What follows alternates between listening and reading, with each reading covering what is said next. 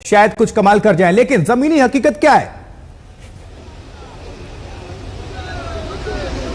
जी देखिए, लोकसभा के जो उम्मीदवारों की तालिका की घोषणा की गई है उसमें से बहुत सारे अपेक्षित नाम हैं जो हमें लग रहा था कि रिपीट किए जाएंगे, और ज्यादातर दक्षिण बंगाल का जो इलाका है, जो गढ़ माना जाता रहा है तृणमूल कांग्रेस का, वहां पर तो बहुत ज्यादा हेरफेर नहीं किया गया है। लेकिन सबसे बड़ी चौंकाने वाली बात है वो पूर्व क्रिकेटर यूसुफ पठान को अधीर रंजन चौधरी के खिलाफ खड़ा करना। अब इसमें कई बातें छिपी हुई हैं। सबसे बड़ी बात है कि कुछ महीने पहले तक जहां कांग्रेस और तृणमूल कांग्रेस एक साथ बंगाल में चुनाव लड़ने की बात कर रही थी, लेकिन उसके बाद धीरे धीरे जो खाई थी वो इतनी बढ़ती गई कि उन लोगों को अलग होना पड़ा। और इस अलग होने में सबसे बड़ी भूमिका अगर तृणमूल कांग्रेस के दृष्टिकोण से हम बात करें तो वो अधीर रंजन चौधरी की रही। आरोप लगाया गया लगातार कि अधीर रंजन चौधरी ने लगातार जिस तरह की बयानबाजी की उससे तृणमूल कांग्रेस को ये फैसला लेना पड़ा और ये गठबंधन नहीं हो पाया। ये मुख्य दारोमदार और जो बंदूक थी वो अधीर रंजन चौधरी के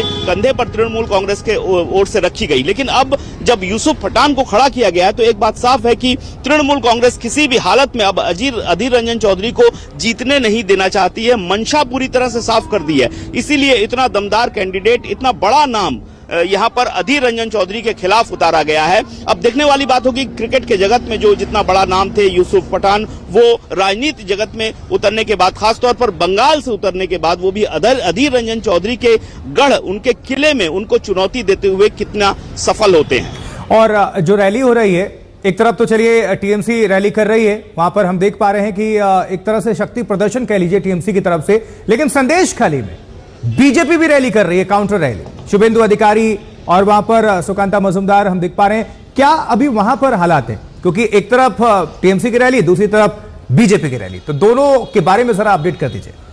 शक्ति प्रदर्शन है दोनों की तरफ से।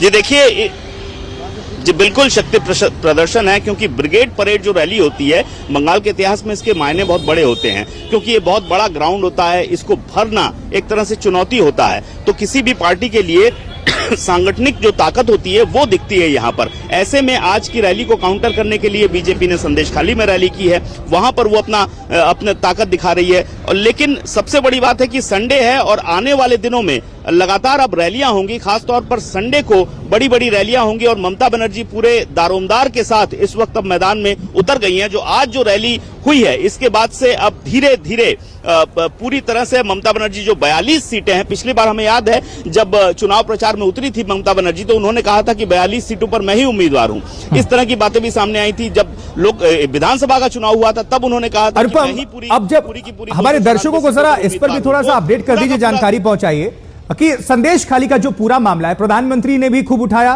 पूरे देश में भी इसकी चर्चा हुई।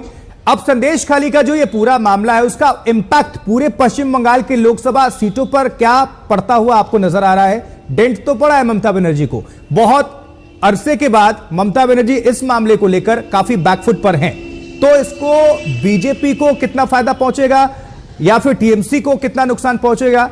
जनता क्या कह रही है, इंपैक्ट क्या आप देखते हैं वहां पर? जी देखिए, एक बात तो साफ है कि ममता बनर्जी थोड़ा दबाव में जरूर आ गई थी जब संदेशखाली का मामला सामने आया था। एक तरह से बीजेपी में जिस तरीके से इस पूरे मसले को आंदोलन के रूप में खड़ा किया और प्रधानमंत्री नरेंद्र मोदी ने लगातार 4 रैलियां की, तो ऐसे में एक बात तो साफ हो गई कि बीजेपी की जो कोशिश है संदेशखाली के इशू पर, मुद्दे पर, महिला सुरक्षा के मुद्दे पर आगे बढ़ना, लड़ना 42 सीटों पर। अब ममता बनर्जी इस पूरे मुद्दे पर किस तरह से आगे बढ़ती हैं, काउंटर कैसे करती हैं, वो भी देखने वाली बात होगी, क्योंकि एक क्रिटिकल एक जो फेज था उससे वो गुजर रही थी। अब यहाँ पर जिस तरीके से उम्मीदवारों के नामों की घोषणा हुई है उनमें कई महिला उम्मीदवार भी हैं यहाँ पर, और महिला सुरक्षा भी। अभी हमको याद है कि 2 दिन पहले जो नारी दिवस था उससे 1 दिन पहले ममता बनर्जी ने नारी अधिकार के लिए एक रैली की। तो एक तरह से इस बार का जो मुख्य चुनाव है बंगाल में वो महिला सुरक्षा पर लड़ा जाना है, ये तो बिल्कुल तय हो गया है। क्योंकि पिछली बार की अगर हम चुनाव में देखें तो ममता बनर्जी की जो ताकत रही है, महिलाएं ताकत रही है। ठीक है, महिलाओं को लेकर रैली तो की और नारेबाजी भी की, नारा भी दिया, लेकिन वहीं पर बीजेपी की जो महिला नेता थी उनको रोक दिया संदेशखाली जाने से। अनुपम, बहुत बहुत शुक्रिया इस पूरी खबर पर दर्शकों को जानकारी पहुंचाने के लिए। देखिए, ममता बनर्जी ने इस रैली में एनआरसी और आधार कार्ड को भी मुद्दा बनाया। ममता बनर्जी ने जो कहा है वो आपको हम सुनवाएंगे, लेकिन पश्चिम बंगाल में ममता बनर्जी की ये रैली अब आधार कार्ड रद्द नहीं होने देंगे, ये ममता बनर्जी का कहना है। अगले 2 दिन ईडी की छापेमारी, डरना नहीं, ये भी संभावना जता चुकी है ममता बनर्जी इस रैली में। पश्चिम बंगाल में ममता बनर्जी की मेगा रैली, लेकिन क्या कुछ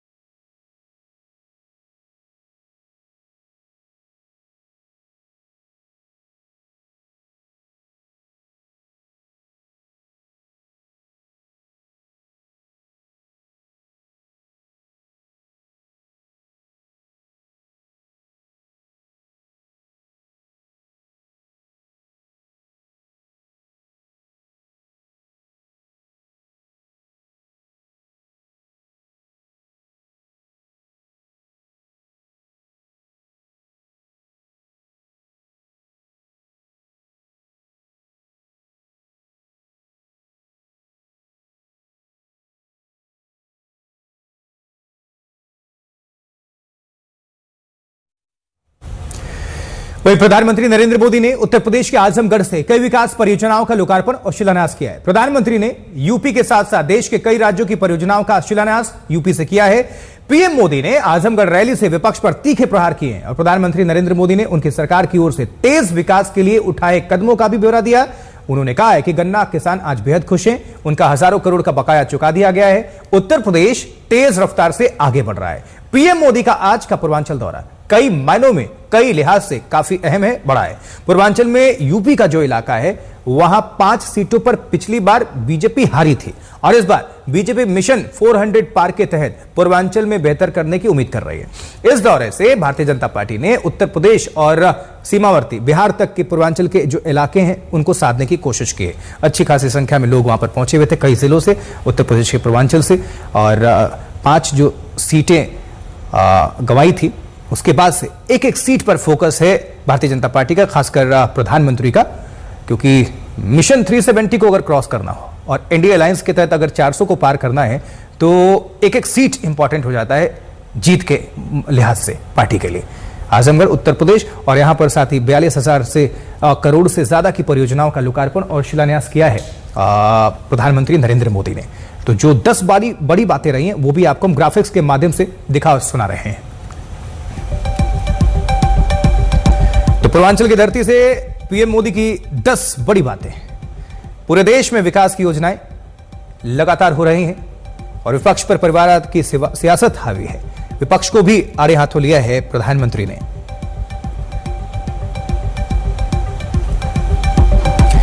चलिए कुछ ग्राफिक्स के माध्यम से आपको अगर आंकड़े दे दें और समीकरणों को समझते हैं। आइए देखिए, भारतीय जनता पार्टी ने 17 सीटें जीती 2019 में। बीजेपी का ये जो ग्राफ है उसको हम बता रहे हैं पूर्वांचल के हिसाब से, कुल 26 सीटों में से 17 सीटें जीती। वहीं भारतीय जनता पार्टी के सहयोगियों ने 2 सीटों पर कब्जा किया था। वहीं बीजेपी से कितनी जो हारी थी भारतीय जनता पार्टी ने उस इलाके से 7 सीटों को गंवाया था। खासकर अगर पूर्वांचल को जोड़ लें 14 में से तो 5 सीटें वो हार गई थी, 9 सीटों पर विजयी हुई थी। और इन्हीं 5 सीटों को लेकर और जो फोकस है प्रधानमंत्री नरेंद्र मोदी का, भारतीय जनता पार्टी का, उस पर है। इस बार भी अच्छी उम्मीद है और भारतीय जनता पार्टी के जो